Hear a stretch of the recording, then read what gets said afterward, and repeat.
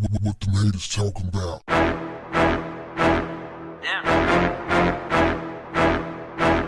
What's up, family? Over the weekend, YK Osiris hopped on social media. While driving, he threatened to commit suicide.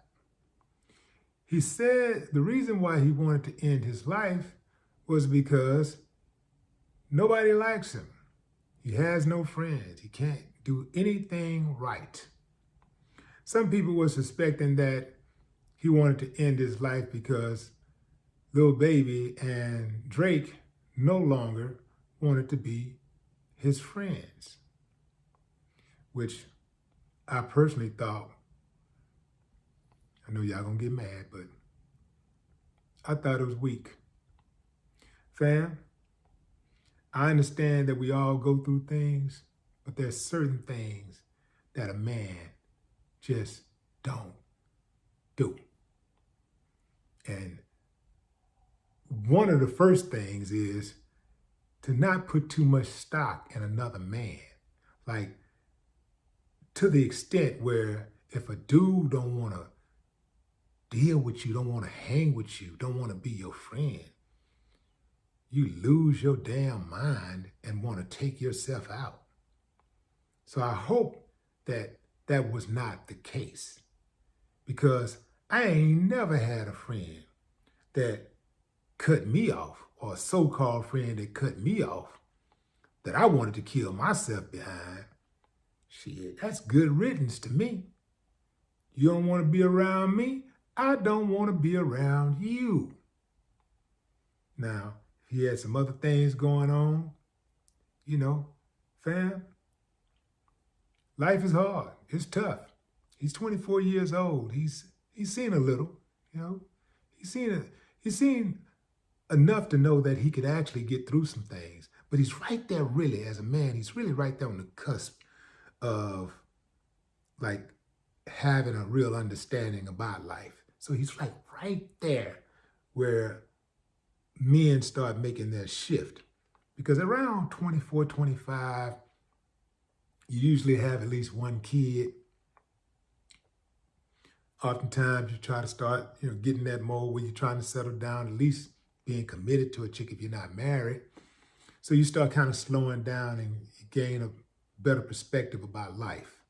So he's right there. I wouldn't give up on the kid just yet.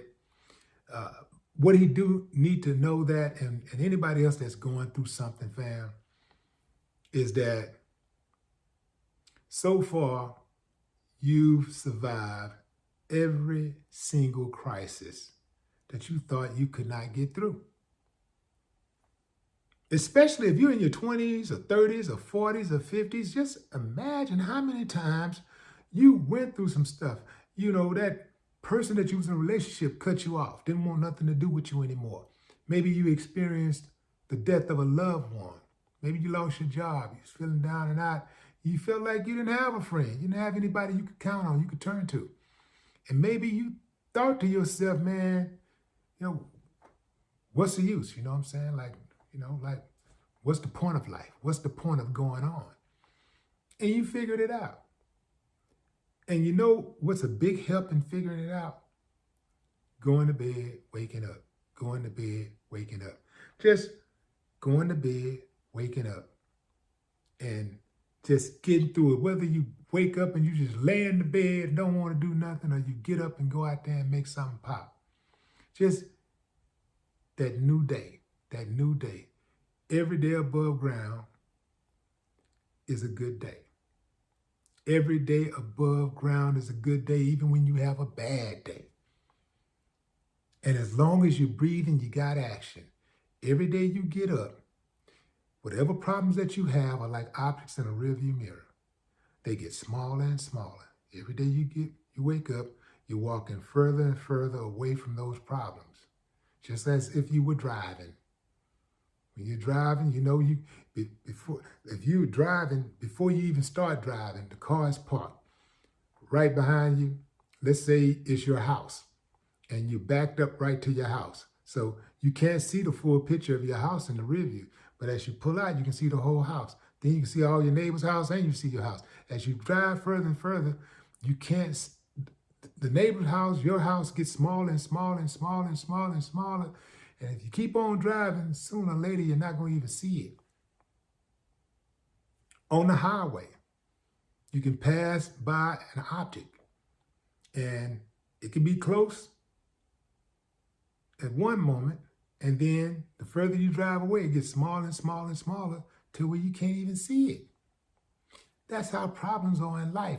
But oftentimes, we just go to the extreme. We just think, man, this is it. Ain't nothing I can do about it. And what it is that we're impatient and we want the pain to stop now. And we figure like, well, the quickest way to make the pain stop is to just kill myself. And that ain't a good move, because if you think about it, oftentimes when somebody hurt us, we end up trying to get revenge by hurting ourselves. Maybe we start drinking or smoking or just engaging in reckless behavior, like promiscuous, unprotected sex. Sometimes we want to hurt other people. We figure like that's the way to get back. And what do we do when we hurt other people? End up hurting ourselves anyway, end up messing our life up, end up going to jail for a gang of years, end up having a target on our backs.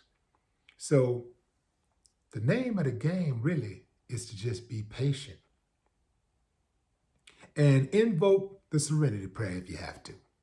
Lord, grant me the serenity to accept the things that I cannot change, the strength to change the things that I can, and the wisdom to know the difference. That's my personal go-to. You can borrow it. No more talk. What the haters talking about?